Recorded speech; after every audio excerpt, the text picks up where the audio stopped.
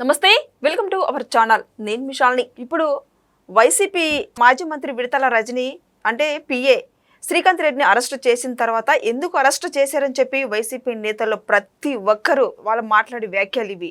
అంటే ఎందుకు ఒక మహిళను కూడా చూడకుండా దౌర్జన్యం చేస్తున్నారని చెప్పి ప్రతి ఒక్కరూ వైసీపీ నేతలు విమర్శిస్తున్నారు. ఈ విమర్శలను ఎట్లా చూడాలి తెలుసుకోబోతుంది. స్టూడియోలో ఉన్నారు సీనియర్ అనలిస్ట్ మాణిక్యం గారావు గారు ఉన్నారు. వారిని అడిగి కొన్ని విషయాలు మనం తెలుసుకుందాం. మాణిక్యం గారు నమస్కారం. నమస్తే. ఇప్పుడు వైసీపీ నేతలు ప్రతి ఒక్కరు కూటమి ప్రభుత్వమే దుష్ప్రచారం చేస్తున్నారు. ఏంటంటే మొన్న జరిగిన చిలకలూరుపేటలో ఘటన జరిగింది. ఆ ఘటనలో రజనీ పిఏ శ్రీకాంత్ రెడ్డిని అరెస్ట్ చేసిన తర్వాత ఎందుకు అరెస్ట్ చేశారని చెప్పి దౌర్జన్యం చేస్తున్నారు. ఒక మహిళను కూడా చూడకుండా ఆమె మీద దౌర్జన్యం చేయడం ఇది ఎంతవరకు కరెక్ట్ అని చెప్పి వైసీపీ కార్యకర్తలు అందరూ కూడా విమర్శిస్తున్నారు. ఈ విమర్శలను ఎట్లా చూడాలి? ముఖ్యంగా మీరు అన్నట్టుగా వైసీపీ శ్రేణులు చోట నాయకులు మొదలుకొని బడా నాయకులు కూడా రజనీ గారికి మద్దతుగా మాట్లాడుతూ ఉన్నారు. అందులో భాగంగా అంబటి రాంబాబు గారు అయితే ఒక అడుగు ముందుకేసి ఆయన చాలా అంటే బేసిక్గా రాంబాబు గారు చాలా పెద్ద పెద్ద మాటలు మాట్లాడారు. ఎందుకంటే ఆయన మంచి వక్త, అంటే బాగా మాట్లాడతాడు. ఆయన మంచి వాగ్దాటి ఉంది. ఆయన అడ్వకేట్. ఈ మధ్య కోర్టు కూడా వేసుకొని హైకోర్టులో ఆయన కొంత హడావిడి చేసిన మాట విషయాన్ని మనం చూసాం. ఆయనతో పాటుగా కల్లం హరికృష్ణారెడ్డి కూడా ఉన్నాడు. ఆ అబ్బాయి కూడా బాగా మాట్లాడతాడు. అతను కూడా ఇతనికి అసిస్టెంట్ అడ్వకేట్ అన్నట్టు రీసెంట్గా లా చేసినట్టున్నాడు. అయితే రాంబాబు గారు రజనీ గారిని సపోర్ట్ చేస్తూ ఏపీ పోలీస్ వ్యవస్థనే ఆయన ఒక రకంగా తీవ్రంగా విమర్శించారు, దునుమాడాడు అని చెప్పొచ్చు. అంటే ఎందుకు ఆయన ఈ విధంగా మాట్లాడారు? జస్ట్ అసలు ఆయన ఏం మాట్లాడారు ఫస్ట్ ఆయన వ్యాఖ్యలు కొన్ని వినిపించాక నేను రెస్పాండ్ అవుతాను. ఒకసారి రాంబాబు గారు మీరు ఏం మాట్లాడారు ఇప్పుడు వినిపిస్తానండి, ఎందుకంటే ప్రజలకు వాస్తవాలు తెలియాలి. ముఖ్యంగా నిన్న చిలకలూరుపేటలో జరిగినటువంటి సంఘటన మరింత భయాందోళనకు గురి చేస్తుంది. ఒక శ్రీకాంత్ రెడ్డి అనేటువంటి ఒక వ్యక్తిని అరెస్ట్ చేయడం కోసం రజనీ గారి కారులోకి వెళ్ళి రజనీ గారిని బయటకు లాగేసి దౌర్జన్యం చేసి కారులోకి దొరబడి ఆ సిఐ గారు ఆ శ్రీకాంత్ రెడ్డిని చొక్కా పట్టుకొని బయటకు ఈడ్చుకొచ్చాడు. ఇక్కడ ఒక అబద్ధం ఆడాడండి. అంటే రజనీ గారిని కూడా లాగేసంట, కనీసం రజనీ గారిని టచ్ కూడా చేయలేదు ఆ సిఐ సుబ్బారాయుడు గారు. అయితే ఈయన లేని విషయాన్ని, అంటే ఎంత పెద్ద తెలివైన వ్యక్తి చూడండి, ఇది ఒక అబద్ధం చెప్పాడు. ఇంకేమన్నా చూద్దాం. అది కాకి దుస్తులు ధరించినటువంటి ఒక పోలీసు ఆ విధంగా చేశాడు. ఆయన పోలీసా లేకపోతే రౌడీనా అనేటువంటి పరిస్థితి ఆ సీన్ చూస్తే ఎవరికైనా అర్థమవుతుంది. అసలు ఏంటిది? శ్రీకాంత్ రెడ్డిని ఎందుకు అరెస్ట్ చేయాల్సి వచ్చింది? ఆయన చేసిన తప్పేమిటి? శ్రీకాంత్ రెడ్డి ఎవరు అనే విషయాలు కొద్దిగా ఇక్కడ మనం చర్చించుకుందాం. మాజీ మంత్రివర్యులు ఆమె దగ్గర పనిచేసేటటువంటి ఒక యువకుడు ఆయన మీద ఒక ఫాల్స్ కేసు పెట్టారు. ఇప్పుడు పెట్టారో తెలుసా? నిన్న ఉదయమే. ఎప్పుడు జరిగిందో సంఘటన తెలుసా? ఆ ఎఫ్ఐఆర్ ప్రకారం వైఎస్ఆర్ కాంగ్రెస్ పార్టీ అధికారంలో ఉన్నప్పుడు జరిగినటువంటి సంఘటనని నిన్న ఉదయం కంప్లైంట్ చేస్తే రిజిస్టర్. ఓకే, ఈయన మాట్లాడింది బ్రీఫ్గా నేను ఏం మాట్లాడి నేనే చెప్తాను. ఈయన ఏమంటారంటే శ్రీకాంత్ రెడ్డి అమాయకుడు, మంచివాడు, ఈయన మీద ఫాల్స్ కేసు పెట్టారు అని అంటున్నారు. ఎంత అబద్ధాలు మాట్లాడుతున్నారంటే రాంబాబు గారు లాయర్ అని చెప్పుకుంటూ. ఇంకోటి, ఈయన సినిమా యాక్టర్ కూడా, మీకు ఆ విషయం తెలుసో లేదు తెలియదు. చాలా విషయాల్లో ఈయన మంచి, అంటే తమ్మిని చేయగల మంచి మాటగారు అనమాట. ఈ వ్యక్తి ఏమంటాడంటే రాంబాబు గారు మాజీ మంత్రి అయ్యిండి కూడా ఈయన మహిళల గురించి మాట్లాడుతూ ఉంటాడు.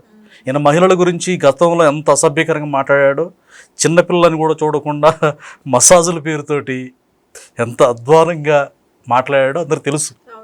గతంలో సంజన సుకన్య అంటూ మసాజ్ పేరుతోటి మసాజ్ చేస్తే ఇంకేమైనా చేస్తా, అసలు ఈయనకి నైతికంగా కనీసం సిగ్గుంటే ఈయన ఈ విధంగా మాట్లాడు. పోలీసు వారిని ఏమంటాడు? పోలీసా రౌడీ అంటాడు.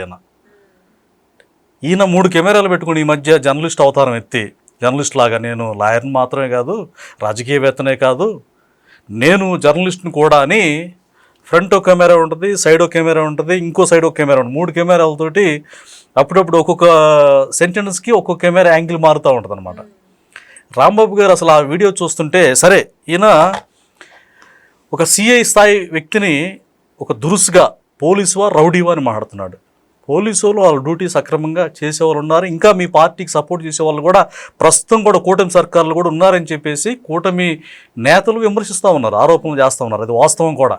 ఇప్పుడు కూడా ఇలాంటి అంబటి రాంబాబు గారు లాంటి వ్యక్తులకి మొన్న పోలీసులు వారికి వేసినటువంటి కుర్చీలో కూర్చున్నాడు వెళ్ళి. సజ్జల రామకృష్ణారెడ్డిని సిఐడి పోలీసులు విచారిస్తున్న సమయంలో అక్కడ డిఎస్పీకి సిఐఎల్కి వేసిన చైర్లో ఈయన వెళ్ళి కూర్చుంటాడు.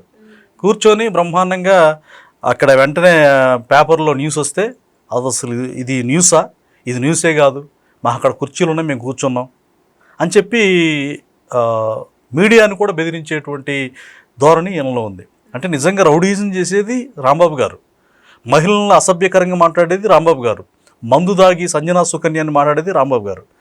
ఈ మాజీ మంత్రి అన్నటువంటి సోయి కూడా లేకుండా, డయాఫ్రమ్ వాల్ అంటే ఏంటో కూడా తెలియకుండా, పోలవరం ప్రాజెక్టుకి సంబంధించి జర్నలిస్టులు ఇది ఎప్పుడు పూర్తి చేస్తారు, అసలు ఈ ఎంతవరకు పూర్తయిందని అడిగితే డయాఫ్రమ్ వాల్ ఎంతవరకు వచ్చిందని అంటే డయాఫ్రమ్ వాల్ అంటే ఏంటిది అని అన్నాడు. నేను నీటిపారుదల శాఖ అయినంత మాత్రం నాకు పూర్తిగా నాలెడ్జ్ ఉండాల్సిన అవసరం లేదని కూడా అంటాడు. సో ఇలాంటి అవగాహన లేని వ్యక్తి ఒక లాయర్గా, ఒక జర్నలిస్ట్గా, ఒక సినిమా ఆర్టిస్ట్గా ఈయన ఇన్ని అవతారాలు ఎత్తుతూ సమాజాన్ని తప్పుదోవ పట్టించే ప్రయత్నం చేస్తున్నారు. విడుదల రజనీ గారికి సపోర్ట్ నెపంతో ఇష్టానుసారంగా అవాకులు చవాకులు పేలవడం పట్ల ప్రజలందరూ కూడా ఒక రకంగా ఫక్కు నవ్వుతున్న పరిస్థితి. ఈ రాంబాబు గారు ఏమంటారు, విడుదల రజనీ గారిని ఒక రకంగా మ్యాన్ హ్యాండిల్ చేయబోయే అంటాడు. ఒక మహిళని పోలీస్ అధికారి కొడతారా? కనీసం కానిస్టేబుల్ కూడా కాదు అతను, సిఐ స్థాయి అధికారి. ఆవిడ మాజీ మహిళా మంత్రిగా చేశారు. ఆ మంత్రి గారిని కనీసం టచ్ కూడా చెయ్యరు. ఒకవేళ ఆవిడ్ని అరెస్ట్ చేయాలనుకుంటే మహిళా పోలీసులు కస్టడీలో తీసుకుంటారు. అక్కడ స్పష్టంగా అర్థమవుతుంది కదా ప్రజలకి, ఆమె అరిసే అరుపులు, ఆ సిఐ గారు అని ఆమె అరుస్తుంది కానీ ఏంటిది చాలా కంగారుగా ఆమె అరుస్తుంది, మళ్ళా తిరిగి ఉల్టా వీళ్ళే విమర్శిస్తున్నారంటే చూడండి, అసలు ప్రజల్ని ఎంత తప్పుదో పట్టిస్తారు చూడండి కదా. అంటే రాంబాబు గారు ఈయనకి వాగ్దాటు ఉందని చెప్పేసి, నోరుందని చెప్పేసి, ఈయన చక్కగా తెలుగు మీద మంచి ప్రావీణ్యం ఉందని చెప్పేసి ప్రజలకి తప్పుడు సంకేతాలు ఇస్తూ పోలీసుల మీద దౌర్జన్యం చేస్తూ ఉన్నాడు. నిజంగా పోలీసు వారు కనుక కరెక్ట్గా సీరియస్గా డ్యూటీ చేస్తే ముందు అర్జెంటుగా రాంబాబు గారిని బొక్కలో వేయాలి. ఎందుకంటే ఈయన చేసినటువంటి అఘాయిత్యాలు అన్నీ ఇన్ని కాదు. ఈయన ఈ మధ్య బాగా నోరేసుకుని పడిపోతూ ఉన్నాడు. జగన్మోహన్ రెడ్డి బాగా ఉసుకోవాలంటే రాంబాబు గారు వెంటనే మీడియా ముందుకు వచ్చి ప్రతిరోజు వీడియోలు చేస్తున్నాడు, పిచ్చగా చేస్తున్నాడు. అంటే మరి ఆయనకి ఇక కెమెరాల్లో ఎప్పుడు కనపడాలని ఉంటుందేమో. అంటే గతంలో సినిమా ఆర్టిస్ట్ కదా, షూటింగ్స్ లేవు, ఎవరు కూడా సినిమా అవకాశాలు ఇవ్వట్లేదు అనుకుంటా.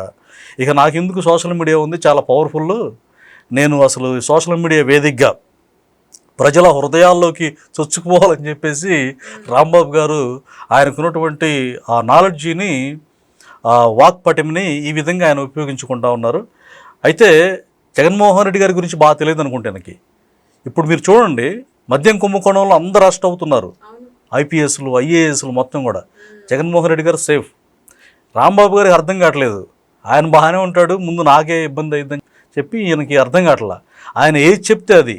ఈయన వ్యవహార శైలి కూడా జగన్మోహన్ రెడ్డి గారు ఏదో పెద్ద మహాత్మా గాంధీ అయినట్టు ఆయన యొక్క ఫోటో వేసుకుంటాడు షర్టు మీద. ఆయనకు ఉండేటువంటి ప్రతి షర్టు మీద, లాల్చీ మీద, వస్త్రం మీద ఆయన బొమ్మ పెట్టుకుంటాడు.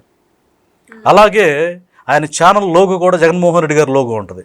మరి దేశోద్ధారకుడు ఆయన. మరి ఇంట్లో కుటుంబ సభ్యులను కూడా నీచాతినీచంగా దారుణంగా విమర్శించి దుఃఖపెట్టి గోడకేసి నెట్టి కొట్టినటువంటి జగన్మోహన్ రెడ్డి గారిని, సొంత చెల్లెల మీదనే బూతులు తిట్టించినటువంటి జగన్మోహన్ రెడ్డి గారిని ఏ విధంగా సపోర్ట్ చేస్తాననేది రాంబాబు గారు ఆలోచించాలి.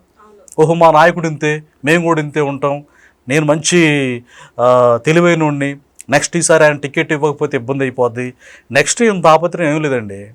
ఈయన ఎమ్మెల్యే టికెట్ నాకు ఈసారి ఇస్తారో ఇవ్వరో, జగన్మోహన్ రెడ్డి గారి మైండ్ ఎలా ఉంటుందో. అంటే ఇంట బయట అన్ని చోట్ల టీవీ ఛానల్లో ఈయన షర్టు మీద, ఇంట్లో ఆయన ఫోటోలు ఉంటే జగన్మోహన్ రెడ్డి గారికి ఒక వీక్నెస్ ఉంది, ఆయనకి బాగా పబ్లిసిటీ పిచ్చి ఉంది. అంటే ఆయన ఫోటోలు మనం చూసుకుంటే గతంలో పొలాల్లో శిలాఫలకాల మీద కూడా ఆయన బొమ్మే ఉంటుంది, పట్టదారు పాస్ పుస్తకాల మీద ఆయన బొమ్మే ఉంటుంది, స్కూళ్ళ మీద ఆయన బొమ్మే ఉంటుంది, రేషన్ కార్డు మీద ఆయన బొమ్మే ఉంటుంది. ప్రతి చోట ఆయన యొక్క ఇమేజ్ కనపడాలి. ఆ వీక్నెస్ని గమనించే రాంబాబు గారు ఆయన్ని ప్రసన్నం చేసుకునే ప్రయత్నంలో విడుదల రజనీ గారి విషయాన్ని అడ్డుగా పెట్టుకొని ఇష్టానుసారంగా అబద్ధాలు మాట్లాడుతూ అసలు పోలీసువా రౌడీవా అంటూ ఇంకా కొన్ని కామెడీ డైలాగులు కొట్టారు ఆయన. ఆ కామెడీ డైలాగ్ కూడా ఒకసారి మీకు వినిపించే ప్రయత్నం చేస్తాను. చేశారు సిఐ గారు వెంటనే హుటాహుటిన వెళ్ళి అని పట్టుకురావడానికి ప్రయత్నం చేశారు. ప్రయత్నం ఏముందిలే, రజనీ గారిని మ్యాన్ హ్యాండిల్ చేసే దానికి వెళ్ళిపోయారు. చూడండి ఎంత అబద్ధం. సుమనాయుడు గారు అంటే ఆయన సిఐ గారు చాలా అమితోత్సాహాన్ని ప్రదర్శించారు. అయితే ఈ విధంగా ఈయన కొంతమందిని వేసుకొని అబద్ధాలను ప్రచారం చేస్తూ నిజానికి పోలీసు వ్యవస్థలో పూర్తి స్థాయిలో పారదర్శకంగా పనిచేయట్లేదు, ఇంకా జగన్మోహన్ రెడ్డి గారికి భయపడుతున్నారు. జగన్మోహన్ రెడ్డి గారు సప్త సముద్రాలు దాటిని విడిచిపెట్టను అంటే, సప్త సముద్రాలు అంటే 7 సముద్రాలు, అంటే ప్రపంచంలో ఏ దేశంలో ఉన్నప్పటికీ కూడా మిమ్మల్ని బట్టలు ఇప్పదీస్తానంటూ పోలీసు వారిని వారి వ్యక్తిత్వ హననం చేసే విధంగా జగన్మోహన్ రెడ్డి గారు మాట్లాడుతుంటే, జగన్మోహన్ రెడ్డి గారికి భయపడి కొంతమంది పోలీసు అధికారులు కూడా ఏమో నెక్స్ట్ ఆయన వస్తాడేమో అని చెప్పేసి భయపడుతున్న మాట వాస్తవం అని చాలామంది అంటున్నారు.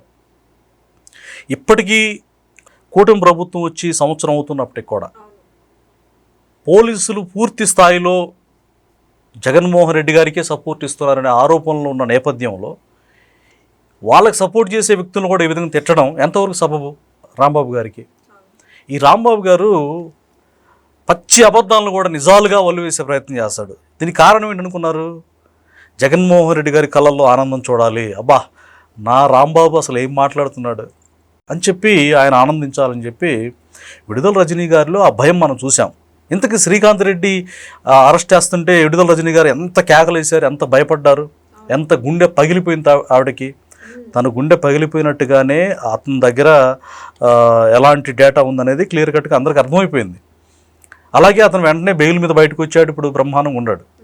అంటే నిజంగా వైసీపీకి సపోర్ట్ చేయకపోతే కొన్ని వ్యవస్థలు కావచ్చు, పోలీసులు కావచ్చు, కంప్లైంట్ ఇచ్చినప్పుడు కూడా వాళ్ళని ఏమంటలేదు కనీసం అసలు. సో ఇప్పటికి ఆ విమర్శలు ఉన్నాయి. ఇది నా మాట మాత్రమే కాదు, ఎక్కువ మంది ప్రజల యొక్క అభిప్రాయాన్ని నేను యాజ్ ఏ మీడియా మాధ్యమంగా మనం చెప్తా ఉన్నాం అన్నమాట. Thank you.